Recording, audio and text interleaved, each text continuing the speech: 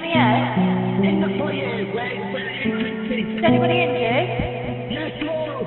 My thoughts and prayers are with everyone in Manchester tonight. All of the staff at the MEA Arena, all of the security teams, all of the emergency services, Ariana and her team, and all of those families affected by tonight. We'll all go to bed, holding our little ones even tighter this evening. The attack was notable not just for the number of victims that it claimed, but also for their age. This was a concert for young people, kids, many of whom will now not grow old. In every anguished plea, in every urgent appeal, lives just a little hope that these young, smiling faces are somewhere, just waiting to be found. Olivia Campbell, only 15, didn't make it home last night. I don't know if she's going to walk back through the door or not. I feel sick to the bottom of my stomach. And I love her so much and I just want her home. It meant an 8-year-old, Safi Rose Russos, who was seeing her first ever concert, has now seen her last. And despair now for the families of 2 others confirmed dead. 18-year-old college student Georgina Calendar, a dedicated fan of Ariana Grande, who once met her, and John Atkinson, a 28-year-old, described by friends as a beautiful soul. The explosion coincided with the conclusion of a pop concert, which was attended by many young families and groups of children. All acts of terrorism are cowardly attacks on innocent people. But this attack stands out for its appalling, sickening cowardice, deliberately targeting innocent, defenseless children and young people who should have been enjoying one of the most memorable nights of their lives. Everything that you thought would never happen to you, that you see everywhere on the news, is actually happening. We're good, right? Everyone has their opinions, and the internet is the perfect platform to let those opinions be known, and everyone's entitled to their own opinion. But these opinions are just super negative about Ariana, about what happened, and just turning it into this is all Ariana's fault.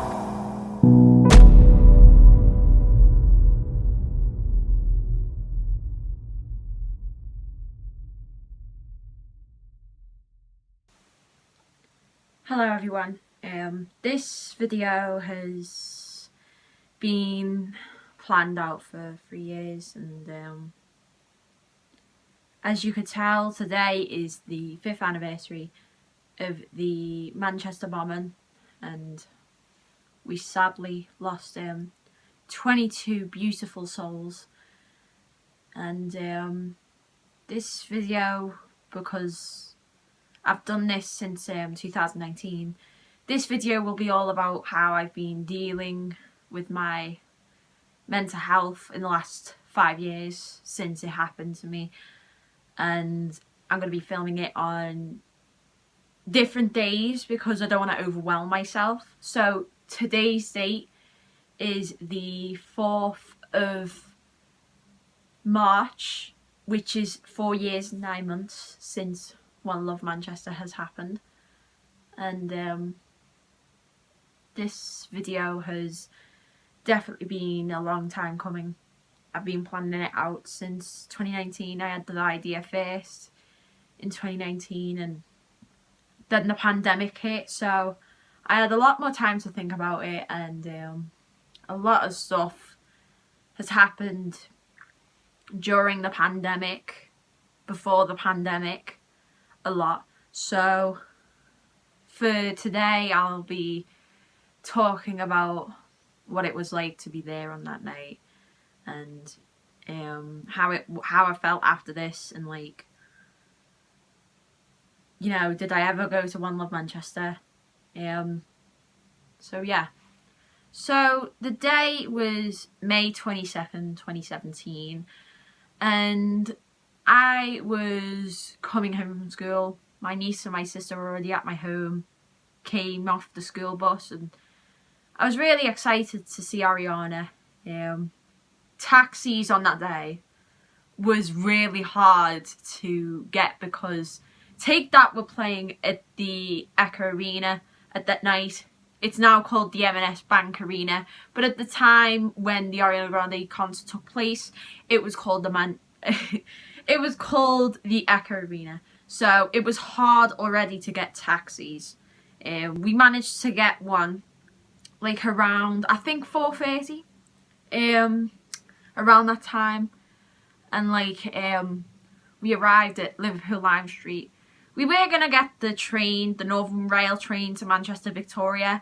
I think it was like, I don't know, the time waiting, because like, I think it was like around 5 o'clock for the train. I'm not 100% sure, but I know for the fact the Northern Rail train, I'm not too sure, had some problems on that day, if it got delayed or it was just a later time. So we got the Transpennine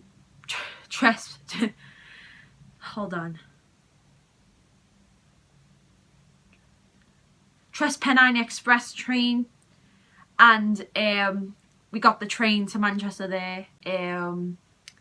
We arrived there at like around, I think 6 o'clock. It was like a 30-minute train drive to Manchester. It's a quicker route to Manchester because I think that train goes to Leeds in general.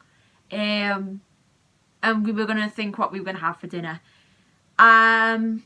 At first I wanted Frankie and Benny's. Like, I wanted Frankie and Benny's, not because of like, because when we were gonna have somewhere to eat, I was gonna have Frankie and Benny's, but my sister and my niece just did not agree to it, and they said Nando's, and it didn't help. What did not help is Frankie and Benny's were playing Ariana Grande music at the time. Meanwhile, Nando's wasn't, so I was not having it, and I had to have my Nando's instead, which I was not too keen on. Then we managed to get to the arena in time to see Victoria Monet and Bia. I really wanted to see Victoria Monet, and she was really good. She was really good live, and you know, she deserves more recognition.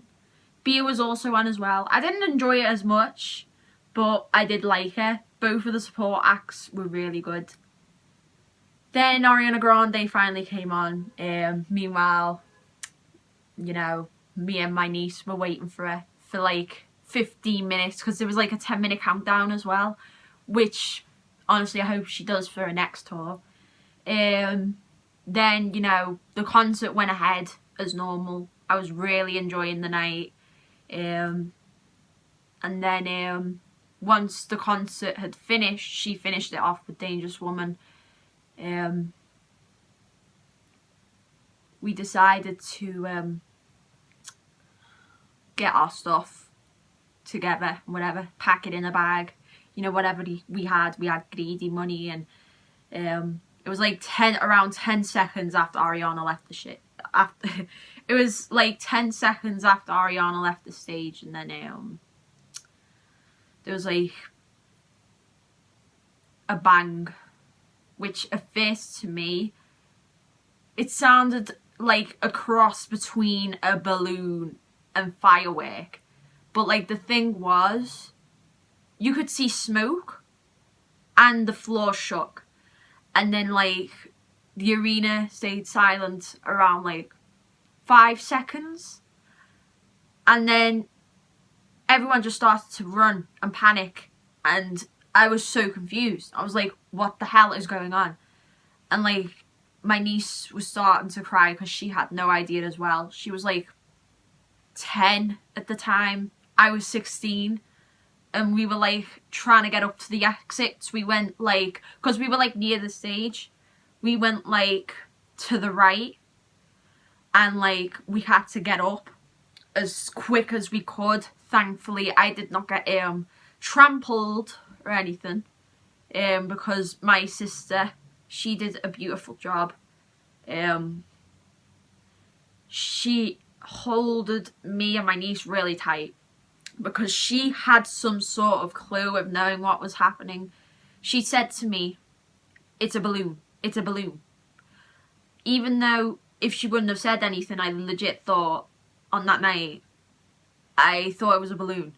And then we decided to come out.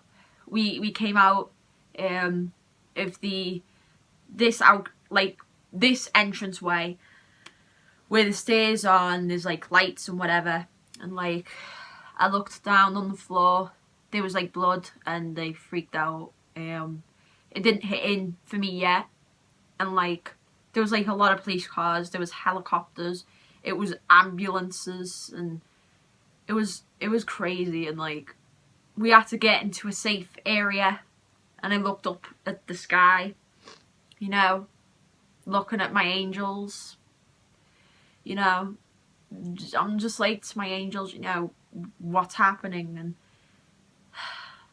I swear, all I can say is my angels really did protect me on my night. You know, the angels really did protect me on that night. I love you so much, Dad. I love you. Thank you for protecting me. And like we had to call up Mum to say that we're all right and like that. And I'm sorry if there's long pauses. It's like because of the recent things that have been going on in the last 3 to 4 months. I'll explain later on in the video. But yeah, we had to tell Mum that I was alright and my niece is alright and my sister's alright. Then there was a nice man, security, who handed out like fake Ariana merch, and he gave me the Ariana ears for free, fan made ones with like diamantes on, pink diamantes. And then we had like around a half an hour walk to get to our taxi, because thankfully we did get a taxi home to the event. It was the same person who brought us the taxi for Liverpool Lime Street. And like my PTSD and my anxiety started to kick in, and I just tried to think about the moments, my favourite moments of the concert, you know, because if I could say every second, I could. And then once we arrived at our taxi, there was like a place cordoned off, and there was like a man, and he shouted, "There's been a bombing, a terrorist attack there." And this is when I started to realise. Thankfully, my sister said, just ignore him, whatever. He's probably just saying some misinformation, and I believed her. Once we arrived at our taxi, I had a lot of thoughts. You know, was it actually a terrorist attack that I just experienced? Was it a balloon? Was it a firework? You know, maybe someone had a firework inside the arena. And then once we arrived home, like around I think 11:30 and midnight, I decided to open up Twitter, you know, just to see what was happening. And then I realised to see that it was a suicide bomber who went inside the arena, and it was a terrorist attack. And honestly, I never knew in a million years that I would ever experience something like this. And I cried so hard, and I hugged my mum so tightly, and it was really hard, you know. And like, this has probably changed my life ever since. And you know, I'm surprised I actually did get to sleep at that night. I managed to go to sleep around 12:30, 1 a.m. I managed to get to sleep on that night, thankfully. I mean, it doesn't help with the fatigueness of the concert, because I do use all my energy whenever it comes to concerts. And then the morning after came, May 23rd, and all it was on the news, especially on Good Morning Britain, because we had it on Good Morning Britain, the Manchester bombing could not just be stopped being talked about and whatever. And already this was like one of the hardest days after the Manchester bombing for me, because you know, I was there at that night, and like to think these, you know, news outlets are just like constantly talking about it, they're putting everything else on hold. And then I went to my school bus, and some of the kids, because they knew I was going to that concert on that night, some of the school kids knew I was going to see Ariana Grande, and they were like, you know, have you heard of this terrorist attack? And I'm like, yeah, I was actually there on that night. You know, everybody on the bus just could not believe it at all, and they were shocked that I was there. Because actually as well, my head teacher actually offered me to stay off on the day. She actually did. She called up my mum and she said, you know, I knew that Chantel was going to attend this concert and the terrorist attack happened. So if she wants to stay off school today, that's up to her. And I said, no, I wanted to go. It was hard. It was really hard for me, but I managed. Like a lot of people in my school found out that I was in the terrorist attack. A lot of people were hugging me and comforting me, and, you know, and the day alone, the day after the bombing was just unbelievable. It felt like I was in a nightmare. Like, it was horrible. And then I was in a maths lesson. I was in GCSE maths. I have passed it now, obviously. I passed it in 2021. But the first time I did GCSE maths, on the day after the bombing, I actually had to take a walk outside with one of the staff members because I could not concentrate, and all I could just think about on that day alone was that night. And I just couldn't help myself. I just needed time out. And like, you know, it was horrible, you know, and then because it was on the last week of school in May, the week after the bombing, we all managed to stay off school. And all I can say, I did not go out once when I had my time out of school. And then Ariana announced that she's going to be doing a benefit concert in Manchester to, you know, remember the victims and whatever, and honour Manchester. Then, and I was like to my mum, do you know what? We're going to have to go and see Ariana in Manchester again. And my sister couldn't be able to go because she had to have her appendix put out. So that's why my niece had to stay behind. So I gave the free tickets to one of my best friends. And yeah, I offered the tickets to him and he said yes. Then the night before One Love Manchester happened, there was a terrorist attack in London. And it was like, you know, wow, you know, this isn't even like 2 weeks since the bombing happened, and now another terrorist attack in the UK. And, you know, I was starting to feel really scared. But it didn't stop me from going, because Little Mix were going to be there as well, for reall. A lot of the artists that I like were going there. And, you know, the London terrorist attack happened on the night that Ariana was seeing the kids who were there at that night of the Manchester bombing. And Ariana visited them in the hospital, FaceTimed some of them, which, you know, was so sweet for her to do. And then the 4th of June came around. And this was when One Love Manchester happened. And honestly, it was so beautiful. So well organised. And I have to thank the security who were, you know, who were there at One Love Manchester. Like, they organised it so well 2 weeks in advance, nearly. And, you know, the concert was so beautiful. And it felt like I was in a safe place. So yeah, so that's all I'm going to be filming for today. Like as I said, this is going to be filmed in separate days because I don't want to overwhelm myself. I feel a bit too emotional talking about it. So yeah, I'm gonna film for another day. See you guys.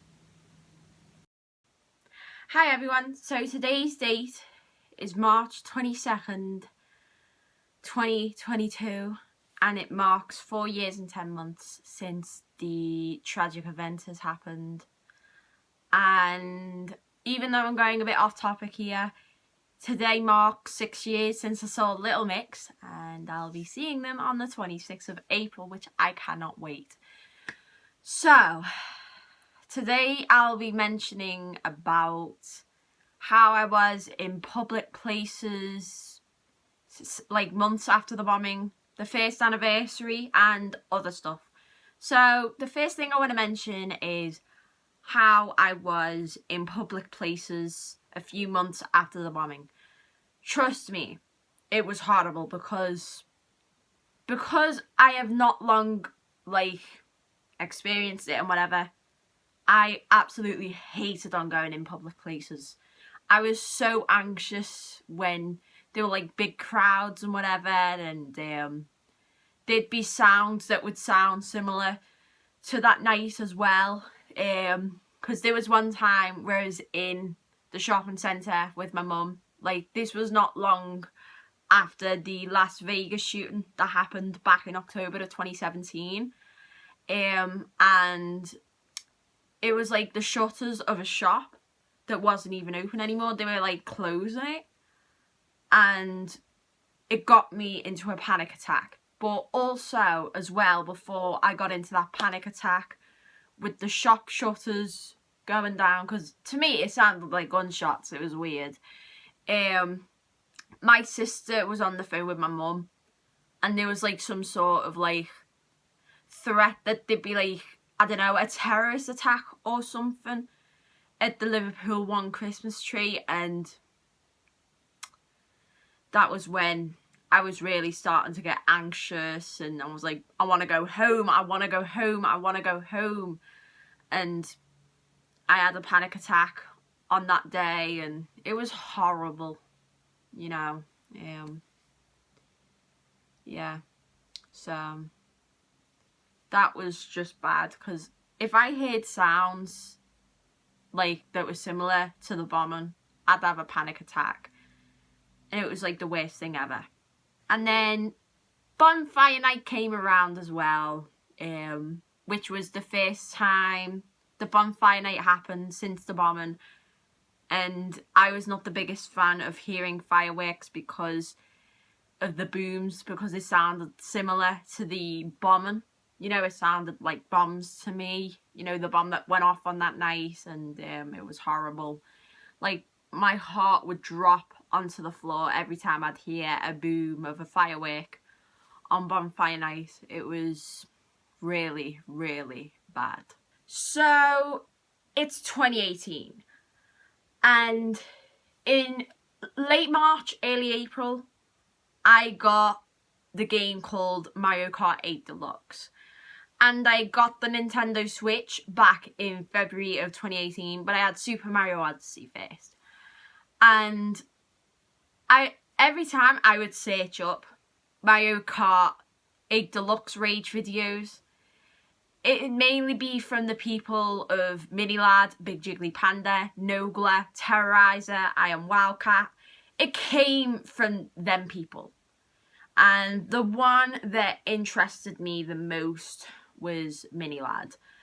And I started to become a fan of him in April, May even. Late April, early May. And these Mario Kart Rage videos would always make my days better. Everything. Because, you know, say for example, I had a very tiring day from school. And I was just to myself, I'm gonna have to search up some Mario Kart Rage videos, because they always made my days better. And that was when, at the time, late April, early May of 2018, that's when I first started to become a fan of Minilad. Then the first anniversary came. Like, it was a bit hard because it was still, like, vivid on my mind. I'm kind of surprised that I didn't cry on the first anniversary. But what I did was to go to a restaurant that doesn't exist anymore, unfortunately, with my mum, my niece and my sister. We had that, and then when it was like 10:30 on the 22nd of May 2020, not 2020, let me just do that again. So when the time reached 10:30 on the 22nd of May 2018, I had a hug with my mum, my niece and my sister. I'm honestly surprised that I didn't cry on the first anniversary, but yeah, I think it doesn't help with the fact that I was still too emotional to cry. I think that's what it is, and I was just like, I can't get them tears out, you know. I was just too emotional. And then in June, Nicki Minaj announced that she was gonna go on tour. At the time that she announced the dates, it was with Future. And I was like to Mum, I want to go and see Nicki Minaj. And my sister was too anxious to go back to the arena, but she'd go anyway because my little niece wants to go as well. Yeah, so my mum got the tickets. And I was just so excited at the time to see her and everything. And then August of 2018 came around, and trust me, it was one of the best months I've had. On August 5th, I think, Minilad released a video called Moving On, and still to this day, even though I'm not a fan of him now, at the time I was when he released this video, all I can say, he has really helped with my mental health. At the time that I was a fan of him, he was like my therapist. That's how I could describe that. And like, I still remember to this day when he said this. Like what I was saying before, if you're not in your happy place, if you don't really like where you are right now, move to your happy place. Seek salvage in that happy place and roll around in it. Sometimes to move on, we need to let go of what we know best. Facts. Even if it is leaving your friends behind, you know, even sometimes leaving your family behind if it's bringing you negativity. Find somewhere you can enjoy yourself and thrive in it. That's what I try and do. I always just like think about it, even though I don't like the man anymore. Those words have never been erased from my head, and you know, I always think as concerts as a happy place, a second home, because I do love concerts, you know, and like, you know, the places that I love to go to are my happy places, like the fun fair, you know, concerts, you know. And after I seen that video on that day, I was like crying with happiness because it felt like I had some sort of therapy. It was weird. He was like my therapist to me at the time that I was a fan of him. It was just crazy, and that was when I officially became a fan of Minilad. So yeah, it was just crazy, and I'll never forget it. I'll never forget it. You know, he helped with my mental health back in 2018, and you know, now it's a shame because he got exposed as a you-know-what. If you don't know, just watch my video that I did back on him in 2020 when he got exposed. So yeah. And then I started to become confident in public places again. I didn't feel anxious as much. Like, it'd just be that one sound and that'd be it. I'd still be anxious, but not a lot. I started to become more confident. I started to become more confident on going into public places again. And I I know I don't like the man anymore, but if it wasn't for him doing whatever the hell's, if he wasn't exposed for whatever, I'd thank him for helping with my mental health, because he truly did make my days better. You know, I'd wake up to a new upload of his and it would just instantly make my morning or afternoon better. And, you know, I do miss those times. I do miss 2018. It was like a healing year for me. It really was. Now, I don't feel too overwhelmed just yet. I know I'm supposed to, like, film it on a separate day, but I feel like I'm kind of prepared to do more today. So then, unfortunately, a incident happened on Manchester, Victoria, back in New Year's Eve of 2018, and it was a very, very horrible way to end 2018, one of the best years I had. It ended in the most tragic way possible, because the incident happened in Manchester, Victoria, which is not even far from the Manchester Arena. And I remember when I first saw it, I was in my auntie's, so I was staying in my auntie's at that time. The first time I saw it was on Google. It was weird. And it was like a BBC article saying, incident happened in Manchester, Victoria. And I was like anxious, and I was like to myself,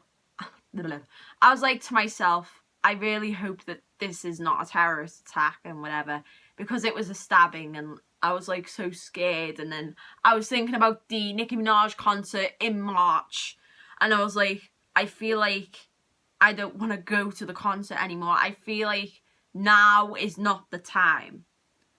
And the next day, after Mum came home from Blackpool, I didn't want to go at the time because I was too anxious still. And I was like to my mum, I don't want to go to the Nicki Minaj concert anymore. And my mum said, you know, I don't blame you. Like, even though in June of 2018, I was ready to go back, but as soon as that incident happened, I was like, Mum, I'm not ready now. So, yeah, it was unfortunate, because I really would have went to see Nicki Minaj in Manchester, but because of my mental health with that incident going on, and it was in my head, I was like, Mum, I'm not ready to go back just yet. And it was really sad for me, because my mental health got the best of me. And, you know, I really would have had a wonderful time seeing Nicki in Manchester. I really would have done. And it is a shame. You know, if it wasn't for that incident happening in Manchester, Victoria, I actually would have went to see her. It is a shame. So, a day before the 2nd anniversary of the Manchester bombing, Blackpink were playing in Manchester. And this was not long before I became a fan of Blackpink. I started to become a fan of Blackpink when they released Kill This Love, and they were doing Manchester, and I wanted to see them in Manchester, but unfortunately I was only a fan of them at the time. It was like only a month, so I didn't know much of their songs anyway, and also I had nobody to go, so unfortunately I had to miss out on this concert that they were doing in Manchester. And the way they did it, that was when, as soon as they did that concert in Manchester, I instantly became a fan of them even more, and I started to listen to more of their discography. And, you know, the way they did that concert in Manchester is beautiful. And, you know, they had like this thing at the beginning about the Manchester bombing, because it was near on the 2nd anniversary, and, you know, they actually had to skip a few songs because they didn't want to trigger people. And like, they even had to change choreography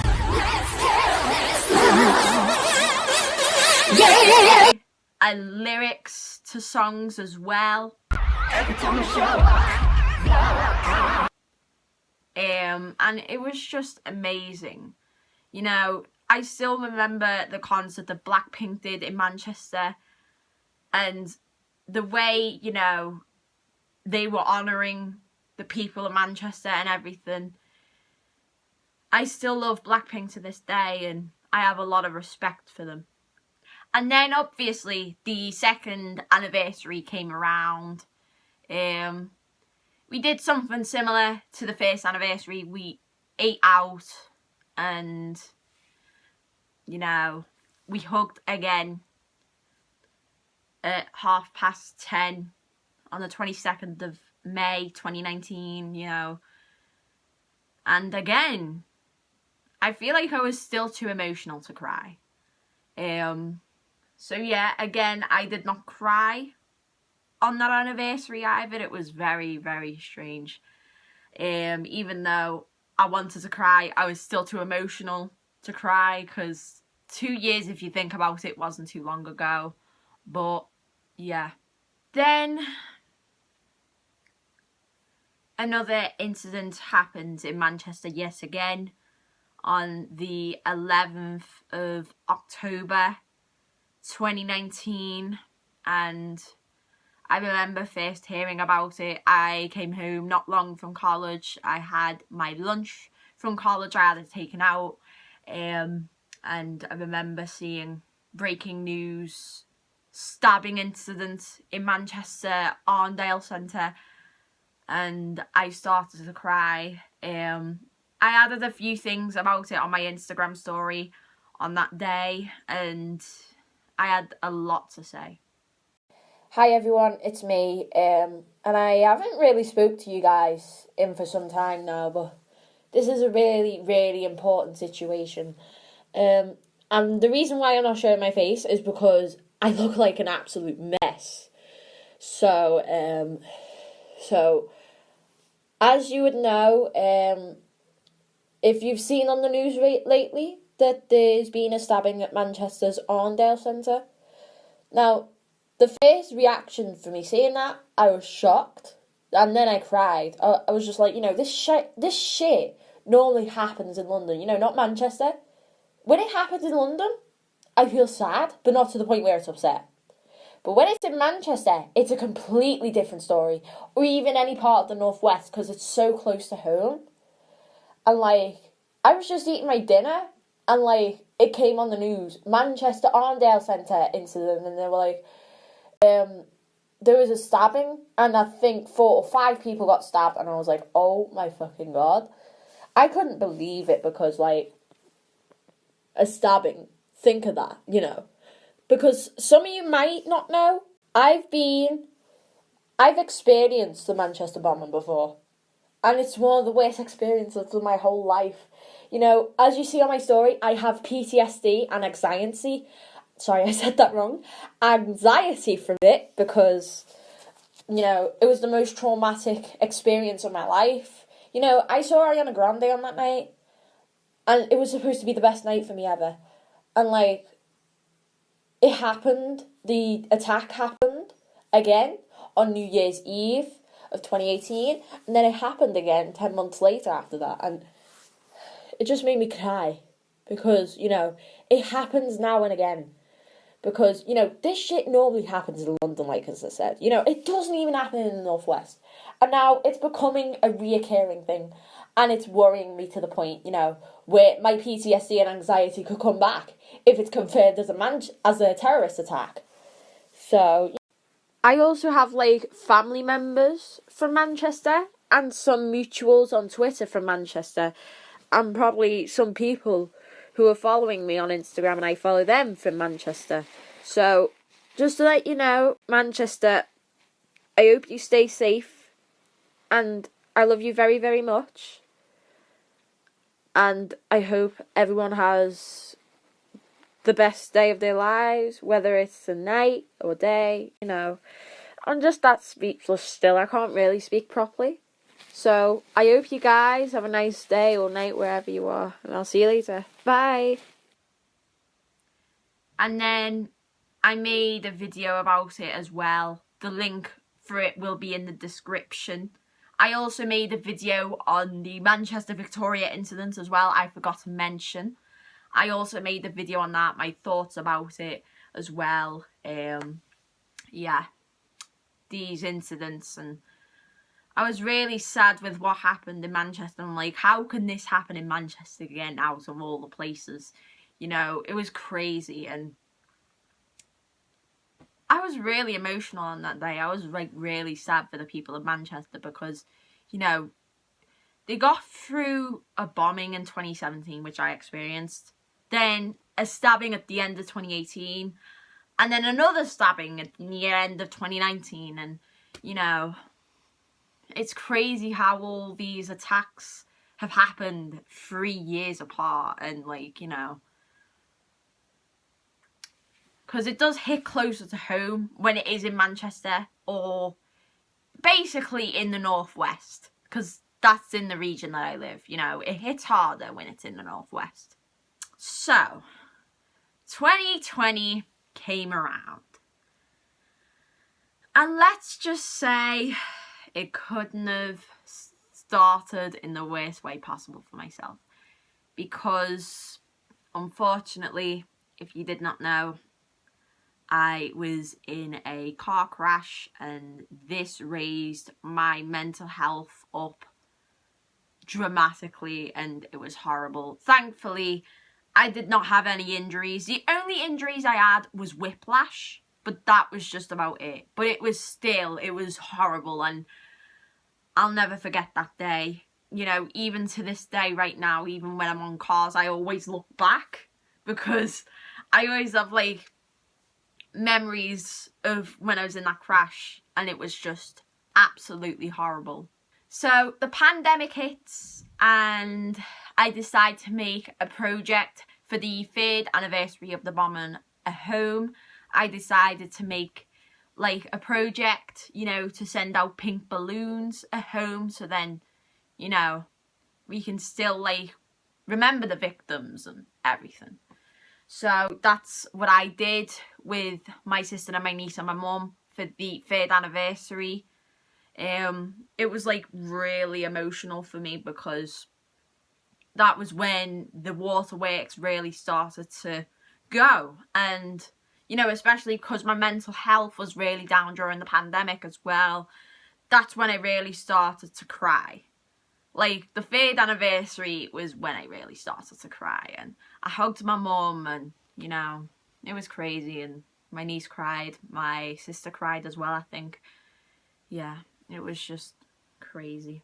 And then, unfortunately, a month after the 3rd anniversary in Rain on Me was also released on the 22nd of May. It helped with my mental health a bit, but yeah. But unfortunately, exactly a month after the 3rd anniversary fell in May, Mini Lad was exposed to be a groomer. And this took an absolute turn for the worst on my mental health. And, you know, I could not believe it, because he was like a therapist to me. And, you know, I find out that he's been like acting inappropriate on 16, 17-year-old girls. Trust me, my heart was really, really broken. And I was afraid with the way he was going to respond. Thankfully, a few days after, he did send like a thing on the notes app to say, you know, I'll be taking a break and everything. Then, unfortunately, this was when his true colours came out. Because even though he posted the thing in June, on June 25th, he came back a month and a half after it. And that's when I was like, I feel like I'm not going to be a fan of this man anymore, because the way he responded to it was not the best. And it made my heart break even more, because it really shows that he did not care for those girls, you know. And to this day, it really does make my heart break, because he was like a therapist to me, especially with that moving on video, like as I mentioned earlier on. And like,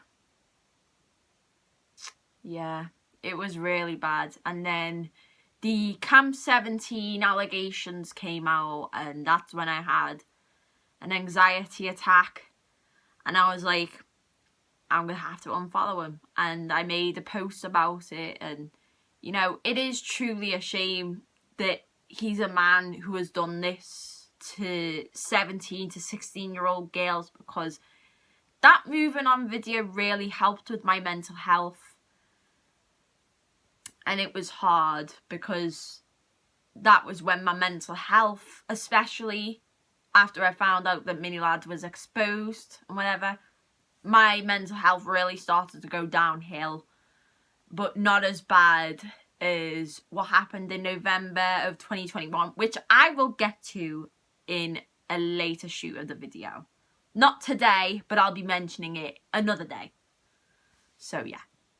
So I'm done for filming today, so I'll be recording for another day. Bye guys. Hello everyone. So I was supposed to record it on an earlier date of this month, but because of the Grammys happening, well done to Doja winning her first ever Grammy, and because of the virus running in the family as well, unfortunately a few of my family members tested positive. I had a COVID scare because I was near one of them, and I've been testing myself for 10 days straight now. It's been 10 days, and thankfully I've had a lucky escape. All of my tests were negative. So yeah, that's the reason why I couldn't be able to film on an earlier day of the month, because of those things. And also by the day that I'm filming it, it will be 4 days until I see Little Mix for the first time since the pandemic. And I'm so excited. So if I've done a vlog for the concert, the link will be in the description of this video. Or just give it a watch. It'll be in my recent videos. So, because it'll be released before, you know, my special project. So, I want to go through a few more things from the journey that I had so far, and how I'm been doing, whatever. You know, especially after Mini Lad got exposed, as you know. So, we're going to carry it on. 8 months after I was not a fan of Mini Lad anymore, I got into a YouTuber group that's called The Boys, and I found out about them in December of 2020, the end of 2020, and there was like an animated video that someone made called I Don't Speak Taco Bell, and when I heard this laugh,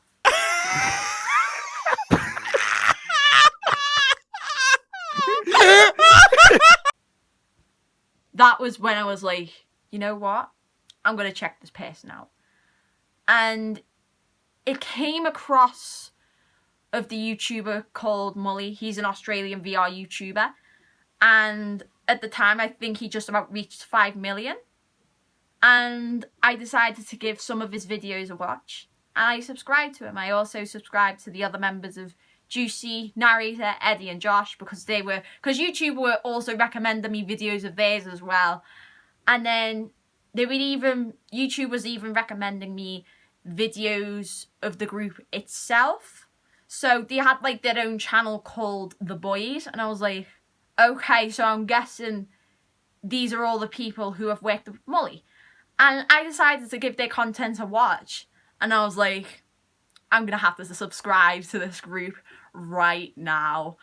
And the first video I ever watched when I turned on their notifications was the meme turns real, and it was like Mully in a no brush costume, and it was hilarious. And I was really excited to see what else they would bring out in the future, and just seeing their videos every time I'd wake up on a Saturday, it'd always make my day better. It really would. And even the times when Mully and all that would release videos at different times of the day. Sometimes it'd be at midnight, sometimes it'd be at 8, because it'd depend which member would upload. So I also enjoyed videos outside of the group as well. Their content was really hilarious for me. And then the 4th anniversary came around, and it was still hard for me, but not as hard as 2020, as I think at the time we were still in lockdown. COVID was still bad. And we did the same thing as last year. I don't think I cried this time though, but I nearly did. Trust me, I nearly cried. But last year I 100% cried. So, because it was harder for me. And then probably a month after the anniversary of the bombing, the 4th anniversary, the group announced that they were going to start live streaming on Facebook Gaming. And I was like, sign me up. Because I wanted to see live stream of theirs, you know, just to know what the live streams would be like. And compared to the mini lads streams I'd watched as well, they were definitely better than mini lads. I enjoyed them more. I felt like the way they interacted with the fans was more genuine, in my opinion. And it felt like I was their friend or something. Like, I really loved watching their streams, whether it be in the daytime or in the night, whether it be at 3 at night, because my sleeping schedule was so bad. And every time, every time I go to sleep, I'd have my phone, because I'd have notifications on for them on Facebook Gaming.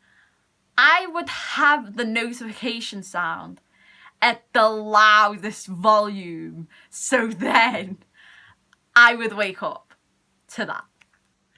Unfortunately, Manchester has lost a survivor of the Manchester bombing called Eva, and she overdosed herself on a cocktail of drugs. And when I heard the news, it was quite sad to hear that, because, you know, people are still going through this shit right now. You know, it's quite sad, because to hear, like, another one just passing away, a survivor of the bombing, it's sad, you know, because the PTSD still affects people to this day, and anxiety is still high and everything. It is sad, because, you know, when I first heard about it, I was sad. And there was a GoFundMe page as well for Eva too, and it was really sad. She was found unresponsive in her own room on the 23rd of July, and that's when her dad found out. And it is truly sad. And to think, like, she even had a concert coming up to see in KSI in October of 2021. It's sad, because I'm a fan of KSI as well, and, you know, she was a fan of KSI. You know, not just Ariana, but KSI as well. And it's sad, because I'm both a fan of KSI and Ariana too. And rest in peace to the 22 victims that died, and everyone, to the survivors as well, you know, who have died as well, you know. It is truly sad. Rest in peace, and they'll never be forgotten. So then, when November came around, this was when the gates to my real happiness was starting to close on me. And I will tell you why in a minute, which is probably one of the most important parts of this video, alongside with my experience of that night. What has happened in November has really took a downhill fall on my mental health. I was feeling the shittiest. Probably as shittiest as I felt probably a week after the bombing. That's how shitty I felt. And I'll tell you why in a minute. Because in November, you also had Astroworld happening, which was another concert tragedy. But it wasn't like the bombing. But unfortunately, there's even some people who died in Astroworld as well. The youngest being 9 or 10. Rest in peace to them as well. Then also, a terrorist attack close to home happened. And that was when my mental health just went down. Really down. And I was like, I knew this was going to happen all along. Because throughout the years, I always had thoughts that a terrorist attack was going to happen in Liverpool. I was right, but not at the place I was expecting it to be. Because I was thinking it to be in a place like town, or, you know, a landmark of Liverpool, you know. It was a hospital, and I live like a few miles from that hospital as well, and it just hit so close to home, and I cried. It was just the worst. And then what really made my mental health at its shittiest point was when one of the members out of that group made a joke of the Manchester bomb. And it was horrible. The pain that I felt was truly horrible. It was the worst ever. And I can admit, I never get offended at jokes. I never get offended. Because if they say something like a joke that I don't agree with, I don't get offended with that. But like, when he made them jokes, I had a panic attack. And it was the worst pain I have felt inside of myself. And it was just horrible, like, it was a pain I could not describe, but it was just so painful. So on the morning of the 17th of November 2021, I decided to watch the stream. And just to bear in mind, I only had 2 hours sleep because I decided to go to sleep at like 7:30. Then I woke up like around 9:30, I think. And it was like, I seen a notification to see that the group started the stream and they were playing Battlefield 2042. And I was like to myself, you know what? Fuck it. I'm going to watch it. So I managed to watch the stream, you know, as soon as I woke up. And I was just commenting, you know, a few times as well. And like an hour around into the stream, that's when narrator joined as well. And narrator, he was my favourite member as well. So yeah, because he was my favourite member from the group, because Mully was like a second to me. He was my second favourite member because some of the jokes he said I didn't agree with. I didn't condone with it. At the time, I was a fan of that group. And just to let you know, I'm not cancelling the group because of this. The reason why I'm talking about it is because it's coming from my own experience and how I was like with these jokes. So little did I know that this was going to be my final ever stream that I'll watch from them. Juicy and Eddie wasn't there on that stream because the time he made those jokes was around 5, 6 in the morning for them. So they were not present on that stream. So like around 2 hours and 30 minutes into that stream, Mully had the absolute audacity to say this. Alright, now we've got the full squad here. We're going to become the best team. Ready? We're dropping into the stadium. Like Ariana Grande is performing again. And that was when I was like, fuck off. As in another way to say you can't be serious. And this was when they were playing on this map that had a stadium. And like, there was like red orangish sand, like a red orangey colour. And that was when they were on that part of that map. On Battlefield 2042, photo here. And the second joke that Mully did felt like it came 10 seconds after. But in reality, it was 30 seconds after. And this was when my mental health spiraled downhill. Then Mully had the absolute audacity to say this. Alright, we're getting out of here. The stadium's too hot. No, we're good, Ariana bro. just dropped the bomb. As soon as he said that, I closed the Facebook gaming app and I screamed, "Shut the fuck up." And that was when my panic attack started. I was crying a lot to the point where my eyes were stinging and my nose was stuffy. And I was like to myself, how could you joke at such things like that?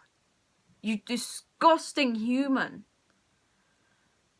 And I was literally having a rant about the fact about how joking the man, how about, you know, I was getting upset at the fact about how funny it is to joke about a terrorist attack where kids and teenagers mainly have died. And like, those jokes felt like a punch in the face. But the pain when I felt, I could not describe. It was probably the worst pain I've ever felt when he said them jokes. And it was like, you know, all I just wanted to do was watch YouTubers that could help with my mental health. And now because of Mully saying them jokes, it'll just be harder for me to find YouTubers that I like, because what happens if another one makes a joke about the Manchester bombing?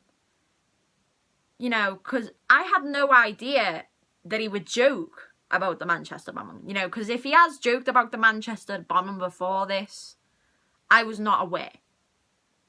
You know, even if he has joked about it before, probably before 2021 maybe even, then no.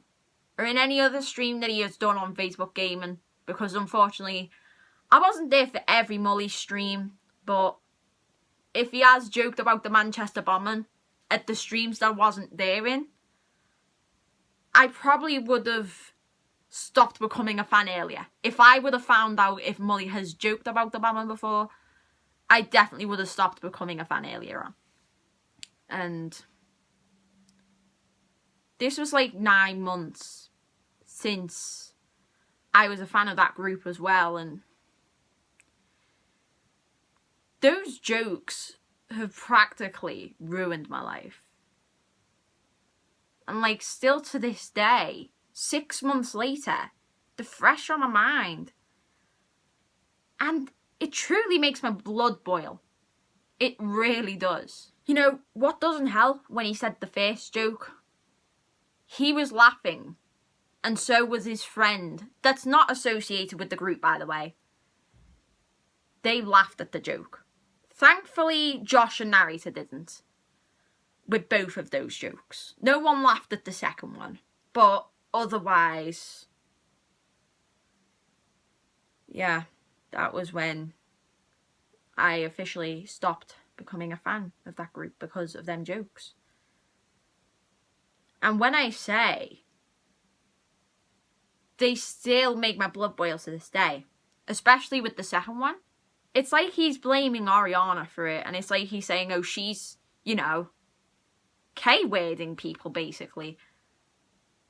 And, you know, the fact that people still blame on her for this day is just disgusting. And she has done so many things since.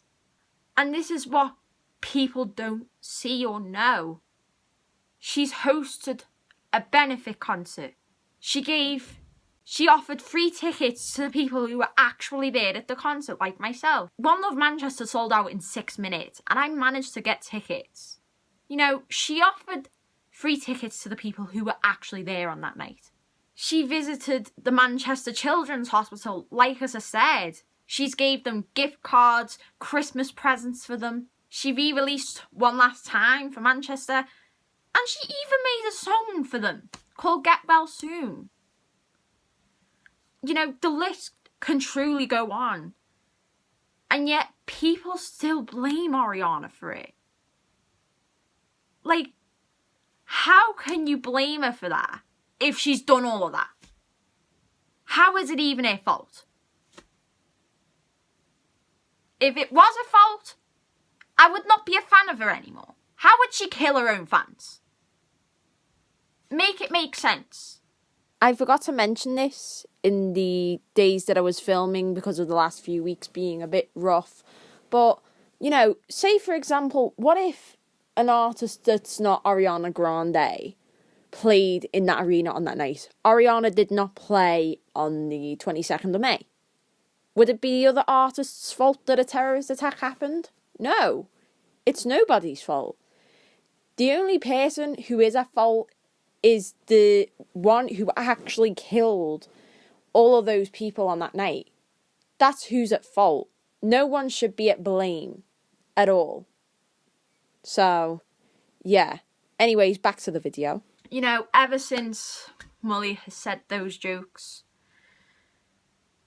I've never really been into any other YouTuber, and now it's probably going to be even harder because I really don't want to land into another YouTuber who can make jokes like this.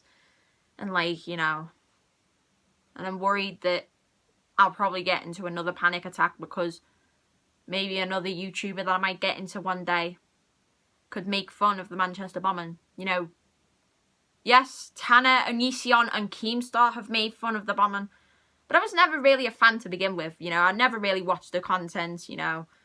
They're not really the best people that's out there. So, that's different. Like, even now, when I search for content that I want to watch on YouTube, like Beat Saber, for example, because I got an Oculus Quest for Christmas and I like to play on Beat Saber and everything. Like, when I search for stuff that one member or friends of those members of that group have done a video on, I get upset and I feel pain because the content that they do is really good. Like, even Mully's content, I really loved his content, and it's a shame, really. But, you know, I'm not going to be out here being fans of YouTubers who are going to make fun of something that I can relate to or that I was actually there in, you know what I mean? And it is sad. It truly is sad, you know? And all I can say, the YouTubers that I've been into throughout the years, they definitely deserve more subscribers than a person who has joked about the Manchester bombing. Obviously, I'm not going to bother with checking how he's doing on YouTube. But at the time that I unsubscribed, he was like around, I think 5.4, 5.5 million. I think that's how much he was on when I unsubscribed to him and the other members. So, yeah. So, I apologise in advance that I had to stop filming on that day. It's because the last few weeks for me have just been busy. You had my family with COVID and you had the concert as well, and other personal stuff was in that week as well. Like, April's just been a bit of a busy month for me, and the reason why I only filmed like one day in April is because of that, which is why I didn't film like everything on that day. So I'm probably going to film as much as I can now that May is a bit of a calmer month for me. Not much has happened. So, yeah, I'm just going to do as much as I can for the day. The question is, why have I unsubscribed to every member and Mully as well? It's because the Manchester bombing has not only changed my life dramatically but personally to me as well. You know, I've developed PTSD and anxiety from it as well. My mental health is just at its worst, and like still 5 years later, I've had no therapy from it at all. And now, because of what happened like 6 months ago, I actually want therapy for it. And it's like, you know, I just want to get everything out of my chest. That's all I just want to do. You know, that's why I was so happy when I watched Mini Lad's video on moving on. Which was when, at the time when I watched the video, I did move on from the bombing. You know, I tried to move on with it as much as I could. Because, like, even when going back to concerts as well, you know, when I saw Little Mix at the Glory Days tour at the Echo Arena, as it was named at the time, it was kind of hard for me because I was going into an arena for the first time since the bombing, and it was quite hard, but in the end it felt good for me to be back at an arena because concerts are just my happy place from the get-go. You know, when even like my mental health was at its worst during the pandemic as well, you know, I loved watching Mini Lad every day. And then since he got exposed for, you know, something that's really bad, my mental health even went worse. And, you know, all I just wanted to do was just to go and watch some YouTubers who could make my day better. And, you know, out of all the ones I could have chosen, you know, it had to be somebody who had to joke about something that I was actually in. You know, like, and now when I'm going to get into future YouTubers, I'm always going to think, like, are they going to be like Mully and joke about the Manchester bombing? Like, you just can't trust anyone nowadays. So the question would be, what if I wasn't a fan of Ariana Grande and I was not in the bombing? Well, it would be a completely different story because I'd just unfollow Mully, but I'd still follow the rest of the members for that. For what happened back 6 months ago. And, like, the thing is, I don't really send out any hate to people because, you know, like, yes, if I unfollowed Mully and still followed the rest of the members, it considered me to be a fake fan, I admit. But, you know, ever since I've watched the streams of that group, especially if it was just Mully streaming or if Mully was in the stream, like, some people would actually send hate to him, and I can kind of see why, because, like, his sense of humour is not for everybody. It's not for everybody, but I just think it's a waste of time on sending hate on someone just because they've offended you for a joke or, like, you know, something else. You're just jealous of their success.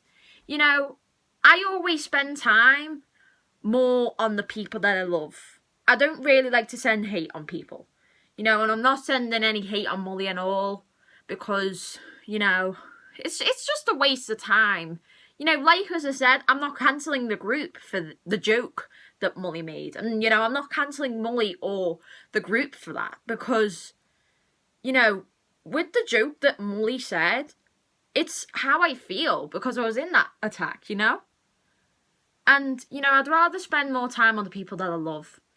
In my opinion, I think that doing jokes that can have an effect on people's trauma and mental health, especially if you've experienced something traumatic, should be one of the many last things you should joke about, in my opinion. Because, you know, God forbid, like myself, you know, what if you've been a fan of a YouTuber or a YouTube group for months, years, and then you stop becoming a fan of them, all because they've said a joke that has an effect on your trauma and mental health? And I'm sure there will be some people like myself who can relate to that because, you know, the Manchester bombing to me has really affected on my mental health. You know, with Mully, I knew he had a dark sense of humour, but not to that extent. Because I do know a few dark-humoured YouTubers. I do know a few. And I have not really heard of any of them making jokes about the Manchester bombing. I mean, you can comment below if you know any other YouTuber who has joked about the Manchester bombing, whether it be a dark-humoured one or not. But, you know, I never really thought that Mully would actually joke about the Manchester bombing, because some of the jokes he does say is dark-humoured. But, like, I didn't think it would go to that extent. Because, you know, I've never really heard YouTubers who have joked about the Manchester bombing. I only know a few who have joked about it. You know, and with dark humour, there's nothing wrong with it. But sometimes some of it can just be out of line. And I think that's like, oh, you know, that's a bit too far. You know, like with the Manchester bombing jokes, especially because I was in the bombing myself. I just think if you joke about the Manchester bombing, in my opinion, it's just like, I think you just need to take a step away for a moment, because, you know, you gotta think of what those people experienced on that night. Like, yes, you'll have people who find Manchester bombing jokes funny, but because I was in it, I actually don't. Like, yes, you'll even have some people, you know, who have been in the bombing and they find jokes like that funny, but I don't, because I'm not that person who likes that type of dark humour. You know, I'm not like that. You know, on the line of dark humour jokes as the Manchester bombing crosses the line, in my opinion, I can admit, I can put my hands up, even Ariana fucked up with some of the dark humour jokes she's done. I can promise that. She's even done a bit of a boo-boo too.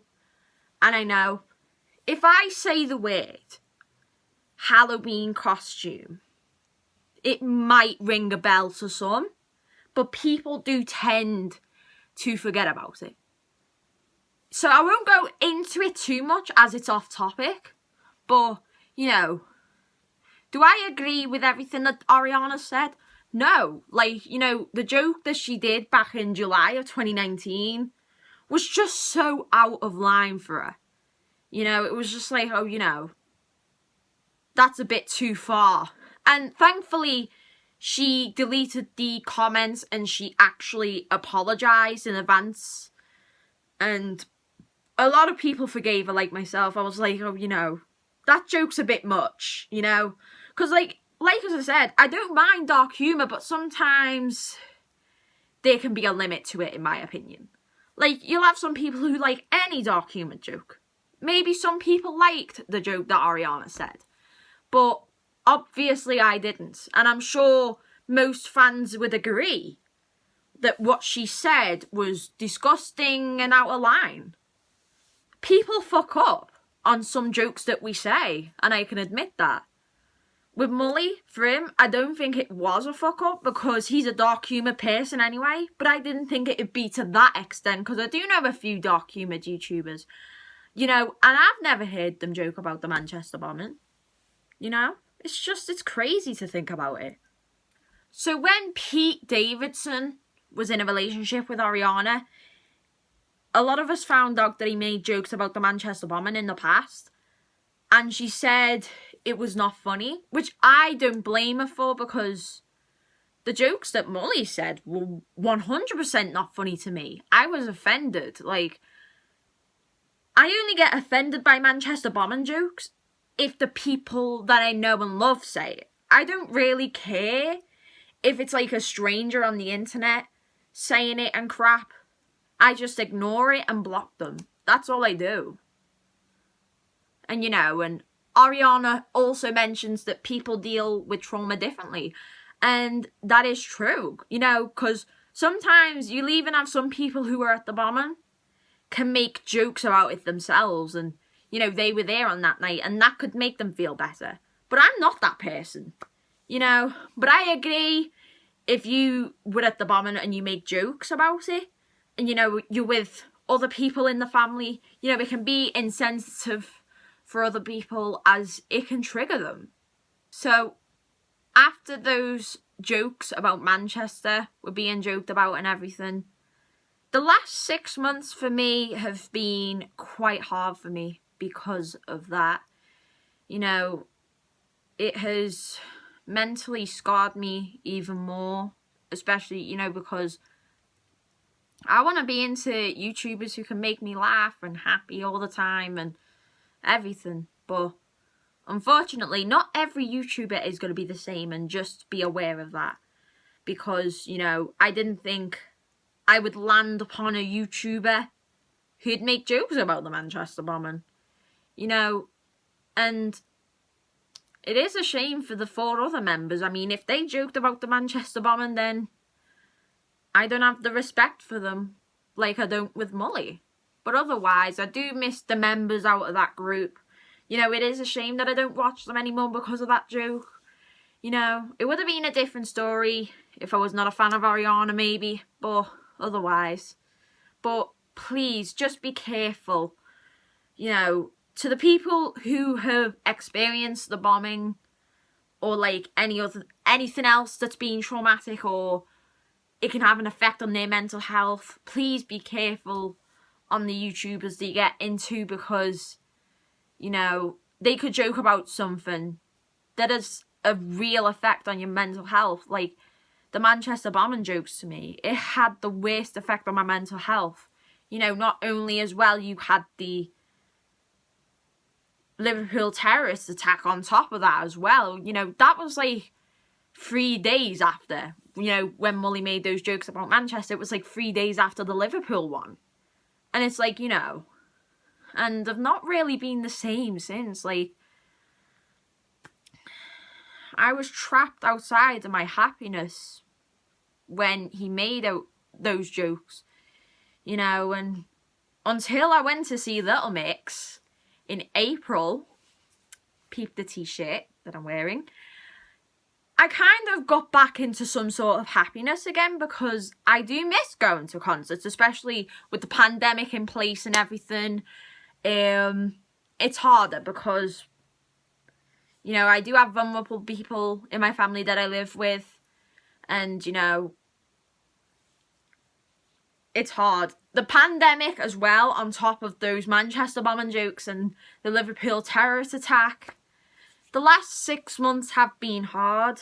I am kind of getting better, but for now, I'm still waiting on therapy and to get some help with my mental health, because I've just not been the same since I was 6 months ago, and even like 5 years as well. Like, I always thought that this world would be full of happiness and rainbows and sunshines, but I was proven wrong, because in reality, we actually live in a bad planet. Like, you know, if you always think, oh, the world's going to be full of rainbows and sunshines, it's not true, you know, and that's what I've came to the realization of. You know, that the world isn't all that. And I always used to think, yeah, I'd feel safe. You know, that's why throughout the years I've always been anxious in public places. Like, I still am now, but I'm not as bad as I used to be. Like, even when going into concerts, I feel like since I saw KSI back in 2019, I think that's when I started to become used to going into concerts again. And I don't really think about what happened on that night, because going into concerts and listening to music to me is like an escape from reality. And, you know, it makes me the happiest it can be. And, you know, I'm grateful for what I have in my life. And, you know, you think about other people on that night, you know, people have different experiences from that night. You know, some worse than others, you know, and like, it's sad to think about it, because, you know, people have lost friends, members of the family, children, teenagers from that night. And, you know, still 5 years later, it's crazy. Because even though it felt like the concert was only like a week ago, it felt like the traumatic part of it felt like it was even longer than 5 years ago. It's weird. But yeah. And, you know, because like with YouTubers and everything, they don't really think about the fans' mental health because, you know, you have no idea on knowing that one of your fans could have experienced a terrorist attack or something that's like traumatic to them, you know, something that's a traumatic event, you know, they've experienced a traumatic event. You know, the YouTubers are not going to know that, and they're not aware, you know, with some of the jokes they say sometimes. Like, with 9/11 compared to the Manchester bombing, I see more YouTubers joke about 9/11. It's because it happened in 2001. Meanwhile, the Manchester bombing happened in 2017, which is more recently. But otherwise, I still don't see as much YouTubers who joke about the Manchester bombing. Like, there's only been a few. There hasn't been a lot. I've seen more YouTubers in my life joke about 9/11, like even after the bombing, whether it be old or new videos, you know, they joke about 9/11. Obviously, I don't agree with most of them because jokes about terrorist attacks doesn't really fit my dark humour. I don't really get offended unless it's the Manchester bombing, and, you know, I get more offended if it's someone that I love who's saying the jokes, you know? Because I do like some dark humour jokes, don't get me wrong, but I just think some of them are just out of line in my opinion, and I just don't agree. You know, there has been times where I was into that group, and there's been many jokes they've said, I've been like, I don't agree. That's what I've been like to myself. I've been like to myself, I don't agree with that. You know, I've never really been offended with their jokes. I'm just like, I don't agree. But that doesn't mean I stopped becoming a fan of them. Because, you know, obviously I'd let that joke slide in my head. That's what I'd do. You know, because with cancel culture and everything, they can cancel, like, a YouTuber for a joke that's not even as bad as other jokes that I've heard. You know, one example, Jacksepticeye was, like, joking about the PS5, and, like, people were cancelling him over it. I'm like, bro, I've heard worse jokes than this. And for what? You cancel a YouTuber who's making a joke about PlayStation 5? Like, really? You know, this is the thing with cancel culture. You know, I don't really agree with most of cancel culture.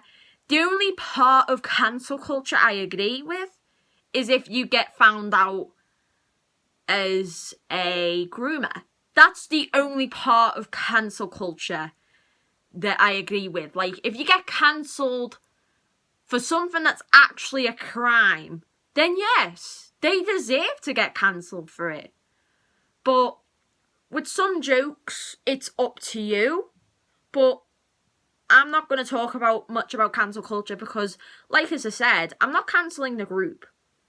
You know, it's my own thoughts about the joke because, you know, I just didn't think I'd land upon a YouTuber who would joke about the Manchester bombing, like, at all.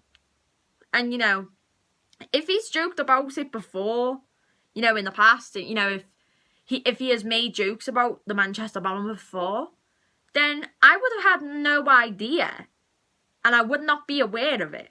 You know, say, for example, he might have made jokes about it in 2020, and I had no idea. Then obviously I'd have no idea. And if I found out that he did, then I would have unsubscribed sooner. And that's me telling the truth. You know, like, if anybody that I'm a fan of jokes about the Manchester bombing, no matter what, I unsubscribe and I unfollow because I don't want to be fans of somebody who can make fun of something that I was actually in, and it can have a very deep effect on my mental health. So, yeah.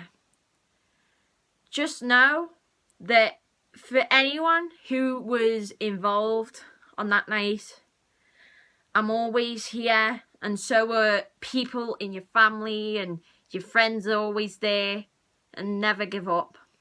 There'll also be some charities involving with the attack being in the description of the video, whether it be the victims or anything else from that night. Charities will be in the description of the video.